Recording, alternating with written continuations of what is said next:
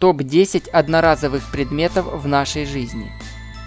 Американец Кинг Кэмп Джилет 18 ноября 1904 года запатентовал изобретение – бритва со сменными лезвиями.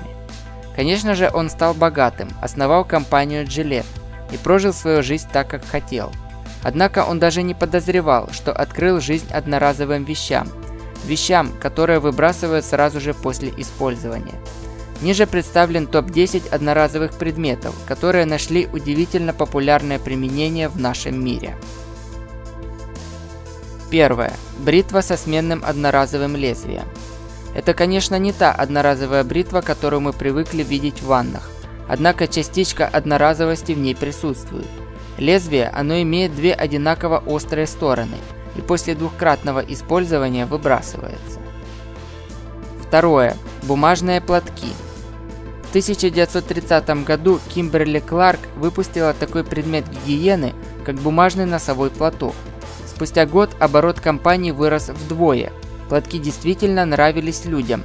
Высморкался и выкинул, не надо носить бактерии в кармане. Чуть позже стали появляться ароматизированные платки, для того, чтобы сморкаться было приятнее.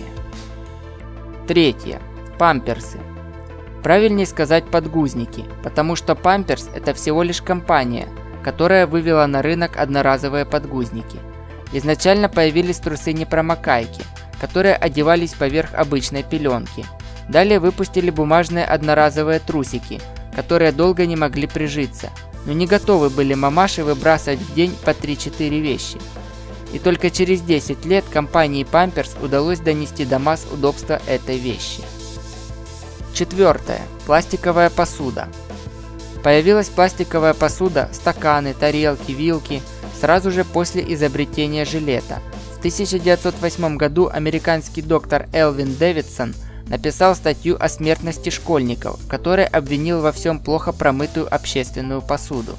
Эта статья прошлась волной по всей стране, а через 2 года была запатентована безопасная чашка Safe Cup, скрученный конусом лист картона. А вот советских медиков волновал больше вопрос мытья рук перед едой, когда из одного и того же стакана до конца 90-х напивались в уличных автоматах сотни прохожих, передавая свои бациллы друг другу. Пятое. Ручки и фломастеры. Достаточно удобное и дешевое средство. Можно безвозвратно отдать клиенту, и он будет счастлив. Ввел массовое потребление одноразовой ручки француз Марсель Бик, основатель фирмы Бик. Через год после основания продажи компании достигли 1 миллиона ручек в день. Шестое. Одноразовые зажигалки. В 1972 году компания Бик, уже наученная возможностью зарабатывать на одноразовых вещах, выпустила одноразовые зажигалки Бик. Седьмое. Одноразовые шприцы. Новозеландец, фармацевт и ветеринар Колин Мёрдок изобрел пластмассовый одноразовый шприц для быстрой вакцинации животных. До этого момента шприцы в медицине были стеклянные и перед каждым использованием проходили тщательную дезинфекцию. В некоторых больницах число сотрудников, отвечающих за стерильность оборудования, превышало количество врачей. Выпуск пластмассовых одноразовых шприцев в промышленных масштабах наладился в 1961 году. Сегодня сложно представить современную медицину без этого изобретения. Если вас интересует история появления шприцов, то переходите по ссылке, указанной в описании к этому видео. Восьмое. Одноразовая техника. В основном это фотоаппараты, созданные для туристов, на тот случай, если турист забыл свой фотоаппарат дома. Такие камеры рассчитаны на 30-40 кадров. Такими камерами также часто пользуются организаторы свадебных торжеств. Всем гостям раздается по фотоаппарату, а в конце празднования они сдаются на проявку. Девятое. Презервативы. Кто же придумал презерватив? Неизвестно. Известно лишь то, что еще в 1940-1950-х годах презервативы были многоразовыми.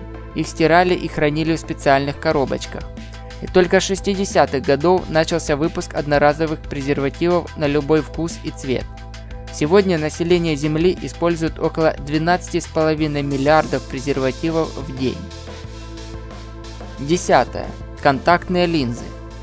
В середине 90-х годов появились в продаже накладки на глаза, называющиеся контактными линзами. Принцип их работы в том, что накладка имеет диоптрии, что позволяет лучше видеть людям с плохим зрением, и плотно прилипает к радужке глаза за счет собственной слезы. Линзы набрали очень быстро популярность, ведь не все себя чувствуют красиво в очках.